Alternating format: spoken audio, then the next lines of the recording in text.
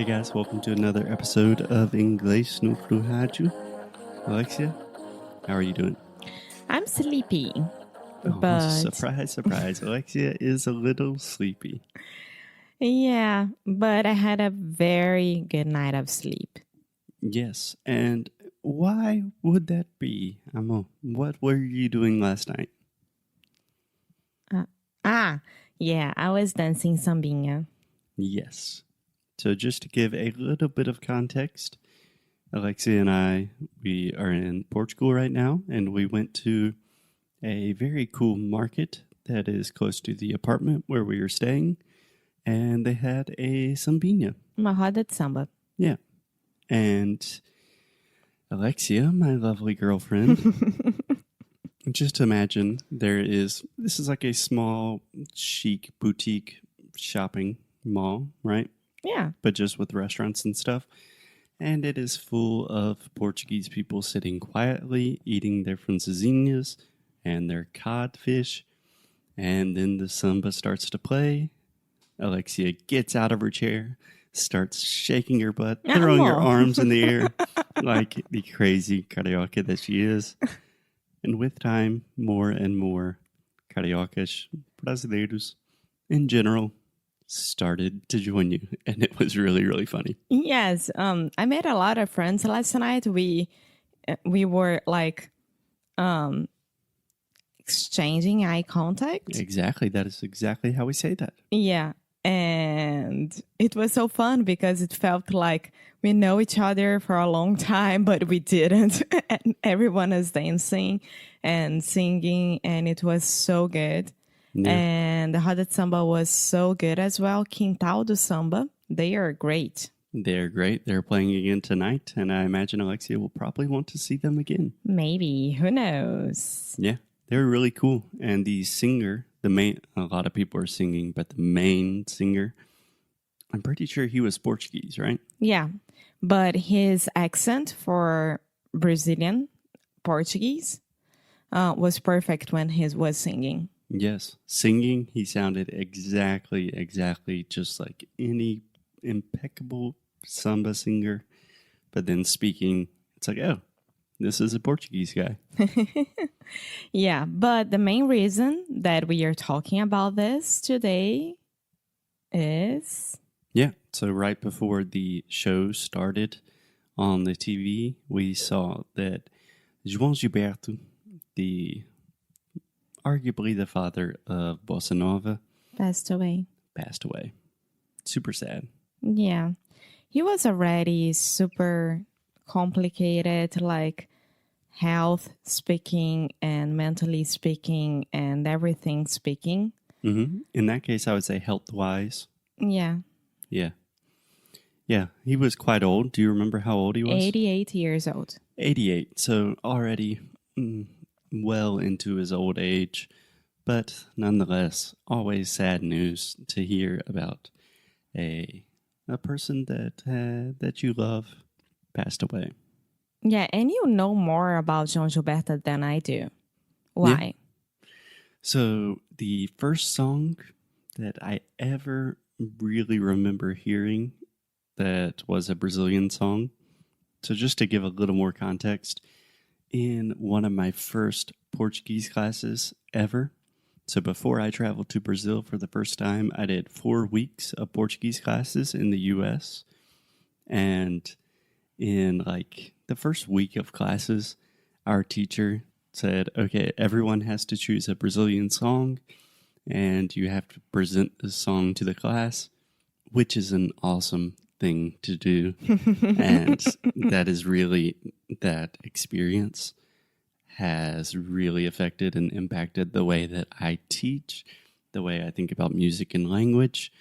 And it was just an awesome idea. So thank you to Professor Hancock, who now I realize doesn't really speak Portuguese that well. He's a Spanish teacher, but he's still really cool. So the song that I chose was Desafinado by João Gilberto. Mm-hmm. And that was the first song that I thought about, the first song that I listened to. And it's still probably one of the most important songs to me in Portuguese. Yeah, And it's beautiful.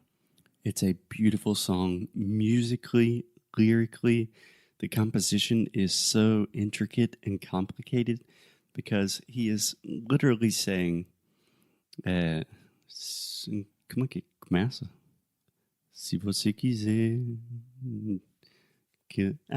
se você dizer que eu não desafio, amor. So he's talking about being out of tune. So afinar would be to tune. And then you could say desafinar. I think the best way to translate that is out of tune. Mm-hmm. And the song is actually a little bit out of tune. The way he is singing, the melody, the rhythm does not follow with the way he is playing. So for all musicians, it's like, holy shit, this is some really, really second level thought that he is putting into this. And he was a genius. Yeah, and totally novel, totally new for Brazilian music at the time. So this was late 60s, I imagine? Yeah, I think a little bit before than late 60s. I want to say 1964. That could be totally wrong. But this was when samba was Brazilian music. And yeah. then you have this guy almost whispering, playing guitar in a different way that wasn't totally like a normal samba. He's mixing elements of jazz. He is singing about, my holy flex and all of these things. Just very intimate lyrics, very intimate music, and really different and really beautiful. And people say that he was very eccentric as well.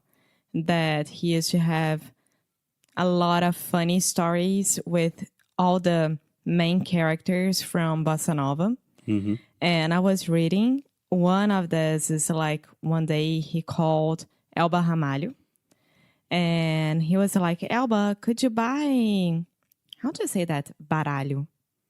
The cards, Cards for what? The cards to play. Oh, yeah. We say playing cards. But how do I say the thing that you need to buy? The deck. A deck of cards. Yeah. Could you buy a deck of cards for me? And Elba was like, why? And he was like, just please, Elba, do that. You know how I am. I don't go out that much. And I know that you know where to find it because you love to play as well. And then Elba was like, okay, I'm going to go. And during this time, no one had cell phones or anything like that. He had to call like Elba's phone home. And then she... Home phone. Home phone. Phone home would be E.T. E.T. phone home. Yes, I love this movie. Okay. Home phone, or you could say a fixed line. Yeah. Which almost everyone still has nowadays. And we that do. really, really pisses me off. Oh, Foster. It's just very annoying when you get cable and internet, they scam you into also buying a house line. Okay, so... That's a different podcast. Sorry. Foster. Elba went out and she went to a bar where she knew that she could buy a deck of cards. And she bought it, went to João Gilberto's house, which I think he always lived at the same place in Leblon, Rio. He's from Bahia, but he moved to Rio very early in his life, so he was considered Menino do Rio. Mm-hmm. And then Menino do Rio. And then Elba got there. She rang the campainha. Yeah, the doorbell. Yeah, the doorbell. And he was like, hey, Elba, you can put it under the door. And Elba was like, no, João, you're going to open this door for me. And he was like, no, you know how my house is. I don't like it. Da, da, da. And she stayed there for 1 hour trying to convince him to open the door. But she was defeated. And she had to pass all the cards one by one under the door. And then she left. What do you think he was doing in there? I think that he liked his loneliness and like he really appreciated his friends and the people he used to know during his lives, but he didn't want to let people inside his life and his house. I don't know. Yeah, he seems to be a very isolated figure, which I totally relate to. And I think that's one of the reasons I love him, because he seems like this weird, quiet genius. And that's the way I consider myself, a weird, quiet genius. Yeah, but you're not quite as quiet. Oh, I thought you were going to say quite as much of a genius. No, as Thank you. him. Thank you. The other story is very funny as well. He called a guy who was known as a great guitar tuning. Yeah, I mean, you could say someone that tunes guitars. Yeah. And he called this guy that I honestly forgot the name. And he was like, hey, fulano. And this is João. And then this guy was like, hi, João. And he didn't know which João it was, because João is a pretty normal, regular name, right? Yeah. Hey, it's John. Yeah. And then he was like, so someone gave me your number and I would like you to tune my guitar. And then this guy started to listen to this João's voice, and he was like, is it João Gilberto? I imagine it is João Gilberto. And then he discovered it was João Gilberto. And then he was like, okay, João, you can bring your guitar. You can come into my place because I do everything here. And then João was like, oh, I don't go out very much. You know how I am. And this guy was like, okay, I can go to your place and then I can see you trying out the guitar, because we need to practice together, because I need to how to do it the way that you play. Right. And then João was like, oh, you know how I play. I play the same way for 50 years now. You don't have to see me playing. You don't have to be at the same place with me So at the you same can just time. slide the guitar under the door, please. And then, I don't know, this guy went there, but he didn't see João at all. He only grabbed the guitar and that's it. That's really funny. Yeah. So João Gilberto, his voice is unmistakable. He is unmistakably a genius who had a huge impact on Brazilian music. And he seemed to be kind of an eccentric, strange person. So essentially everything we love here at Inglês no Cru. Yes, so I'll see you guys tomorrow. Yes, hats off to our friend, the late great João Gilberto. And we will leave you with this little piece of Desafinado. Okie dokie. Ciao. Bye. Eu sou apenas o que Deus me deu. Se você insiste em classificar meu comportamento diante musical, eu mesmo mentindo devo argumentar que isto é bossa nova, que isto é muito natural, que você não sabe nem sequer pressente, é que os desafinados também têm coração.